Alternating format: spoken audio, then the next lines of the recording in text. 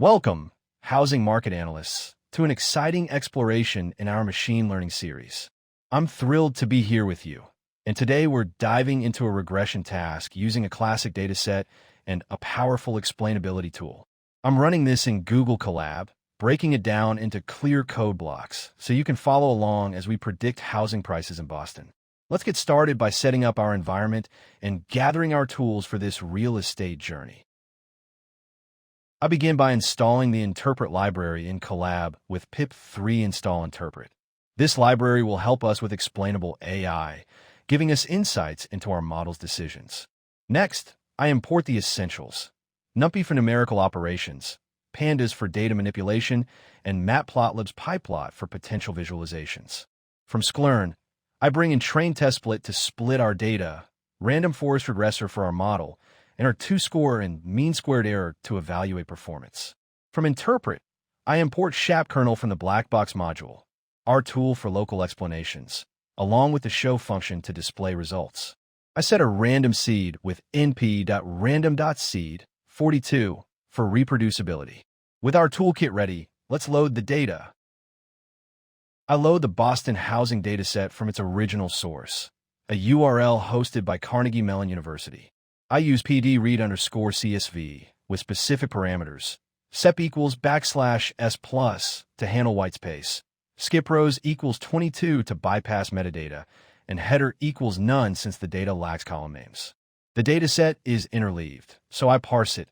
Features are every other row, starting from 0, plus the first two columns of the next row, and the target is the third column of those interleaved rows.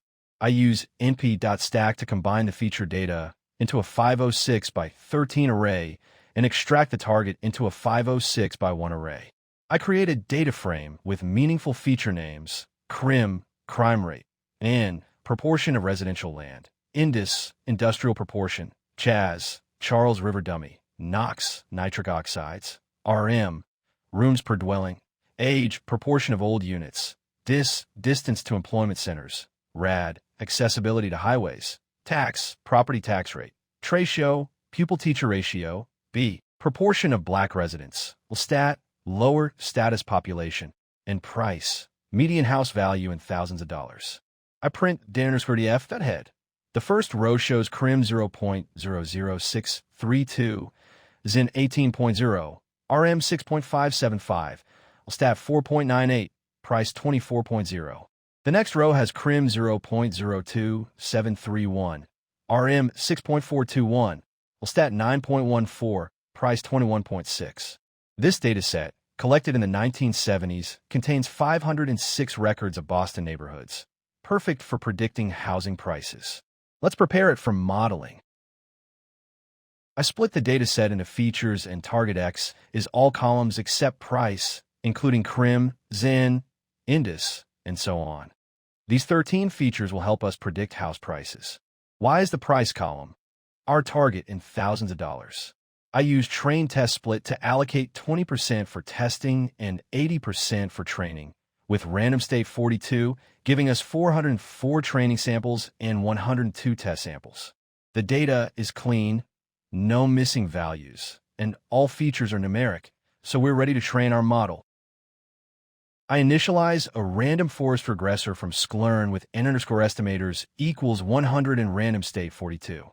Random forest regression is an ensemble method that builds multiple decision trees, 100 in our case, each trained on a random subset of the data and features.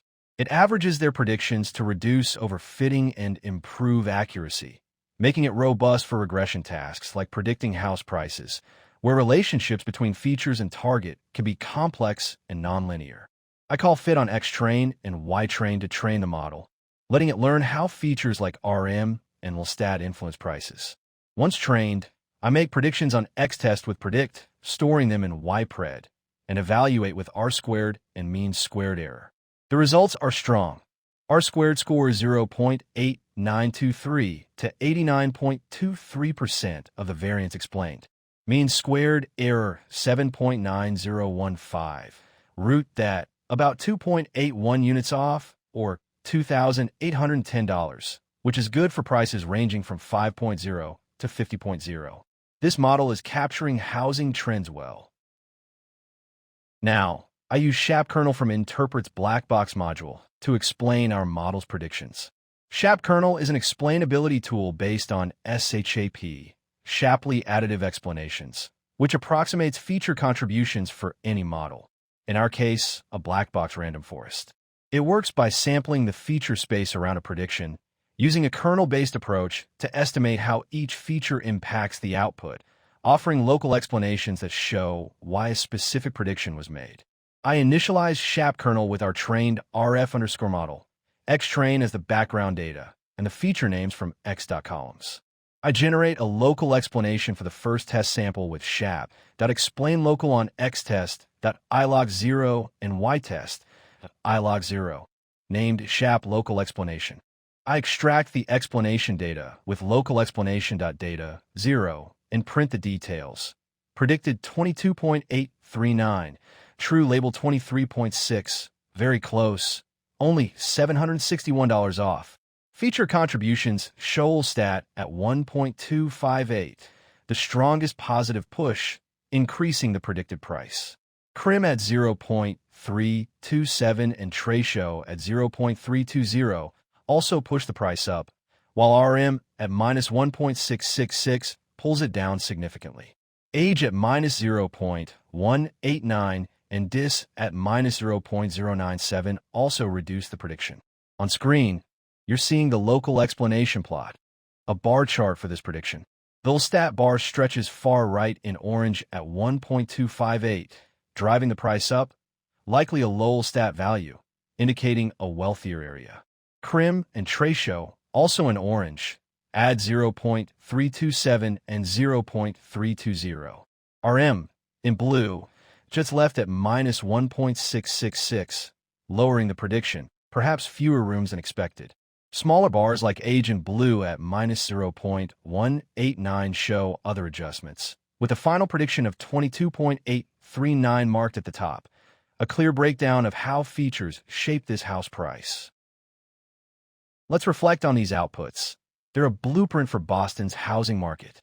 The head showed a house with Crim 0.00632, RM 6.575, stat 4.98, price 24.0, and another with RM 6.421, stat 9.14, price 21.6.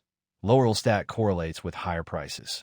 R squared of 0.8923 means our model explains 89.23% of the price variance, and the mean squared error of 7.9015 translates to an average error of $2,810, solid for prices between 5.0 and 50.0. The local explanation predicted 22.839 against a true 23.6, with stat 1.258, boosting the price, likely a low stat, as seen in the head's 4.98 for a 24.0 price. RM's negative contribution, -1.666, suggests the number of rooms, maybe around 6 like the head, was lower than optimal for a higher price. Crim, 0.327, and Tratio, 0.320. Pushing up indicate low crime and a favorable pupil-teacher ratio, aligning with a higher value neighborhood.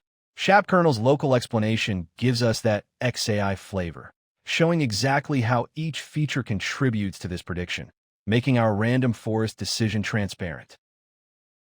To wrap up this real estate analysis, we've explored the Boston housing dataset, a 506 record study of 1970s Boston neighborhoods, and trained a random forest regressor, achieving an R squared of 0.8923 and mean squared error of 7.9015. The local explanation via ShapKernel revealed stat and RM as key drivers for a predicted price of 22.839, offering a clear view into our model's reasoning. Random forest regression's ensemble approach captured complex housing trends, while ShapKernel's SHAP-based method provided transparency for our black box model. Grab this code, tweak the features, and dive deeper into housing predictions. I'm inspired by this Boston market dive. Hope it's got you thinking about data's role in real estate. See you next time for another market-moving analysis.